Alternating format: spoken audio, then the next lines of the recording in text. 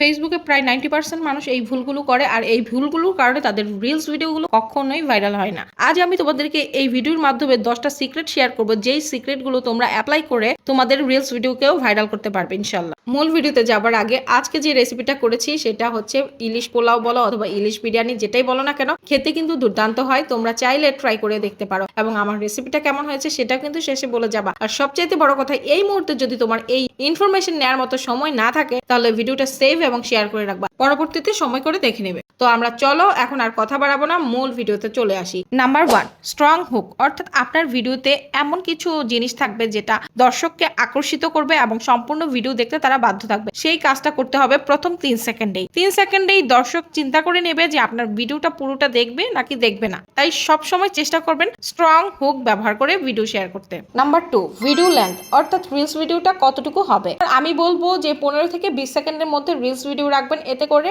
ভালো পরিমাণে ভিউ আসার সম্ভাবনা আছে। কিন্তু যদি আপনি 30 সেকেন্ডের অধিক রাখেন বা 30 সেকেন্ড পর্যন্তই সর্বোচ্চ রাখতে পারেন আমি বলবো, কারণ 30 সেকেন্ডে বেশি রাখলে সেই সকল ভিডিওগুলো বেশি রিচ করে না। তাই মাথায় রাখবেন রিলস ভিডিও 15 থেকে 20 সেকেন্ডের মধ্যেই রাখতে। যদি 30 সেকেন্ড রাখেন সর্বোচ্চ, এর বেশি না। নাম্বার 3, ভিডিও রেশিও, অর্থাৎ আপনি রিলস ভিডিও কত রেশিওতে শেয়ার করবেন। রিলস ভিডিও আপনি 3টা রেশিওতে দিতে পারবেন, 1:1, 16:9, 9:16। কিন্তু ফেসবুক অ্যালগোরিদম সবসময় সাজেস্ট করে 9:16, অর্থাৎ আপনি আমার ভিডিওটা এই মুহূর্তে যেভাবে দেখছেন ঠিক এইভাবে লম্বালম্বি ভাবে। আর ভিডিওটা এক্সপোর্ট করার সময় অবশ্যই 1080-তে রাখতে হবে। নাম্বার 4, ট্রেন্ডিং যে বিষয়গুলো থাকে অথবা ট্রেন্ডিং যে সংগুলো থাকে তার উপরে যদি আপনি একটু ফোকাস দেন, আপনার কাজের সাথে সামঞ্জস্য রেখে আপনি ওইভাবে কাজ করেন, তাহলে দেখবেন যে ওই ক্ষেত্রেও আপনার ভিডিওগুলো ভাইরাল হয়ে যাচ্ছে। নাম্বার 5, সাবটাইটেল, অর্থাৎ আপনার ভিডিওতে সাবটাইটেল সবসময় ব্যবহার করতে চেষ্টা করবেন, কারণ বড় বড় সেলিব্রিটিরা কিন্তু তাদের ভিডিওতে সাবটাইটেল রাখে, আর তারা সেক্ষেত্রে তারা অনেক বেশি এঙ্গেজমেন্ট পায়। মনে রাখবেন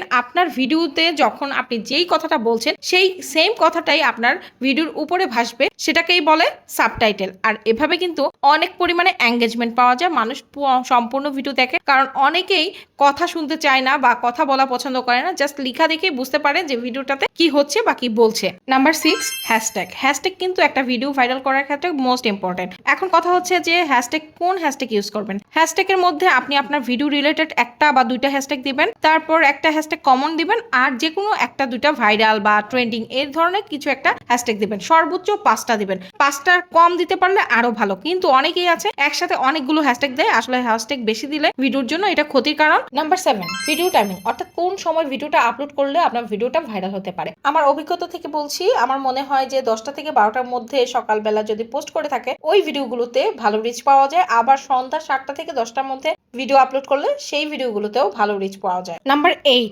নিয়মিত পোস্ট করা, অর্থাৎ আপনার ভিডিওটা যেন সবসময় নিয়মিত পোস্ট করেন, আপনি যেন পেজে অ্যাক্টিভ থাকেন। প্রফেশনাল লোকদেরকে ফেসবুক বেশি পছন্দ করে, বেশি গুরুত্ব দেয়, তাই সবসময় প্রফেশনাল এবং কাজ করবেন খুব অ্যাক্টিভ ভাবে, তাহলে দেখবেন ফেসবুক আপনাকে হঠাৎ করেই ভাইরাল করে দেবে। নাম্বার 9, ভিডিও কোয়ালিটি, অর্থাৎ সুন্দর করে একটা ভিডিও উপস্থাপন করাটাই হচ্ছে ভিডিও কোয়ালিটি। অর্থাৎ আপনি একটা খুবই সিম্পল একটা জিনিস দেখাচ্ছেন, বাট সেটা একদম ক্রিস্টাল ক্লিয়ার থাকবে, সুন্দর স্বচ্ছ থাকবে, ঘোলাটে থাকবে না, এডিটিং লেভেল অনেক ভালো থাকবে। তারপর যা বলছেন সেই কথাগুলো যেন স্পষ্ট এবং পরিষ্কার থাকে, মানুষ যেন বুঝতে পারে, তাহলেই আপনার ভিডিও ভাইরাল করার ক্ষেত্রে 80% এগিয়ে যাবেন আপনি। নাম্বার 10, এঙ্গেজমেন্ট, সবচাইতে ইম্পর্টেন্ট, যেটা হচ্ছে ফেসবুক অনেক বেশি নোটিস করে আপনার ভিডিওটা অনেক সুন্দর, অনেক ভালো, সবকিছু ভালো, কিন্তু কোনো রকম এঙ্গেজমেন্ট নাই, কোনো রিপ্লাই নাই, কোনো কিছু নাই, তাহলে কিন্তু আপনার ভিডিওটা ভাইরাল হবে না। আপনার অডিয়েন্সের ভিডিও দেখতে হবে, কমেন্ট করতে হবে, শেয়ার দিতে হবে, তবেই আপনার ভিডিওটা ভাইরাল হবে।